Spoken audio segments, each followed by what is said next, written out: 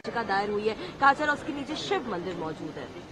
800 साल से दरगाह शरीफ है वहां पर, और 800 साल में अलाउद्दीन खिलजी से लेकर उसके बाद आप अमीर खुसरो की किताब है, उसमें इस दरगाह के बारे में लिखा गया।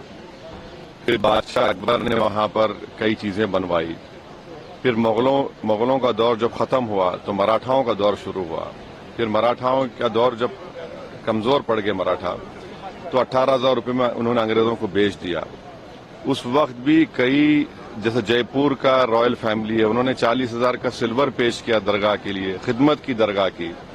देश के हर प्रधानमंत्री उर्स के दौरान वहां पर चादर बिछाते हैं। हमारे पड़ोस में जो 2 ममालिक हैं, कंट्रीज हैं, उनका ऑफिशियली डेलीगेशन वहां पर जाता है। जो इंडियन डायस्पोरा है सारी दुनिया में, वो वहां पर अकीदत रखते हैं, आते हैं सुल्तान हिंद के पास। आज अचानक आप ये हरकत कर रहे हैं, तो सलीम चिश्ती की दरगाह नहीं है रहमतुल्लाह अलैह की, और ख्वाजा गरीब नवाज की दरगाह नहीं है। कहाँ रुकेगा बताइए? ये प्लेसेस ऑफ वर्शिप एक्ट 91 का क्या होगा? क्या अब डीवाईसी चंद्रचूड़ तो अब तो नहीं है, सीजीआई, क्या उनको अब ख्याल आ रहा है कि अगर वो इसको रोक देते? राम मंदिर के जजमेंट में उन्होंने प्लेस ऑफ वर्शिप एक्ट को, जजेस ने कहा कि ये बेसिक स्ट्रक्चर का हिस्सा है। बाद में सीजीआई ने खामोश हो गए जब चंद्रचूड़ थे। अब चंद्रचूड़ अपनी लेगेसी को प्रोटेक्ट करने के लिए हर जगह मीडिया चैनल बैठकर इंटरव्यू दे रहे हैं।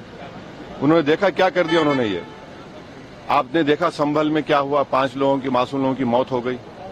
अब भारत सरकार को पार्टी बनाया गया, मिनिस्ट्री ऑफ माइनॉरिटी अफेयर्स को, एएसआई को। अब नरेंद्र मोदी की सरकार क्या वो कहेगी जिस पर नरेंद्र मोदी ने अपनी चादर बिछाई है बहैसियत प्रधानमंत्री, कि वो दरगाह है ही नहीं है? एएसआई क्या बोलेगा?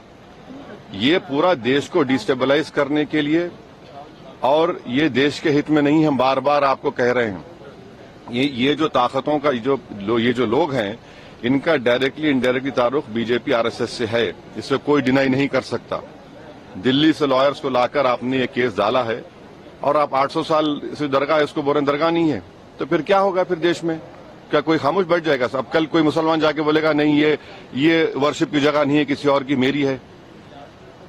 देश चलेगा तो संविधान से चलेगा, रूल ऑफ लॉ से चलेगा, लॉ एंड ऑर्डर मेंटेन होगा नहीं होगा, ये सब चीजें हैं। इसको तो नरेंद्र मोदी को डायरेक्टली जवाब देना पड़ेगा देश को, कि आप इन लोगों को रोकेंगे नहीं रोकेंगे।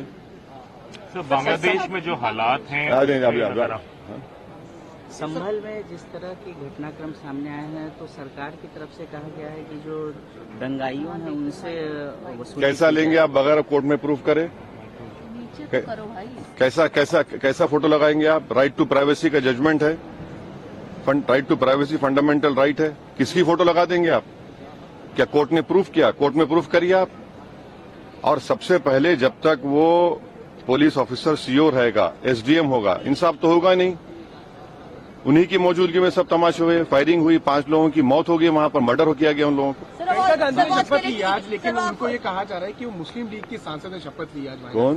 प्रियंका गांधी की शपथ को बीजेपी कह रही है कि मुस्लिम लीग की सांसद ने शपथ ली है। तो फिर आप तो स्पीकर पर सवाल उठा रहे हैं, स्पीकर पर सवाल उठा रहे हैं लोग फिर तो।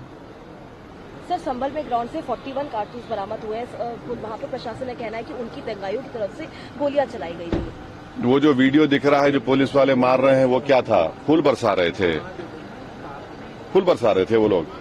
जो विजुअल्स हैं सारी दुनिया देख रही है, वो फूल बरसा रहे थे क्या? और आप उसको नया ट्विस्ट देते हैं हर थोड़े दिन को। वक्त पे आप लोगों ने और समय मांगा है एक्सटेंशन। अब देखिए, आज तो एजेंडे में आया है कि उसको मोशन लाया गया है। देखिए वो क्या, अभी तो बोलना है, देखने वो जब आएगा 12 बजे पता चलेगा। बांग्लादेश में इस्कॉन मंदिर के सीयर को उनको अरेस्ट किया गया है, और जिस तरह का घटनाक्रम आया, भाई भारत सरकार ने अपना जवाब दिया है, हम उसकी तायीद करते हैं। एमईए ने जो दिया है, सरकार की तरफ से क्या? और सरकार की तरफ से जो आया है, हम तो जब सरकार बोल रही है तो हमारी तरफ से बोल रही है ना, और क्या है? वैसे सर और कुछ? Thank you.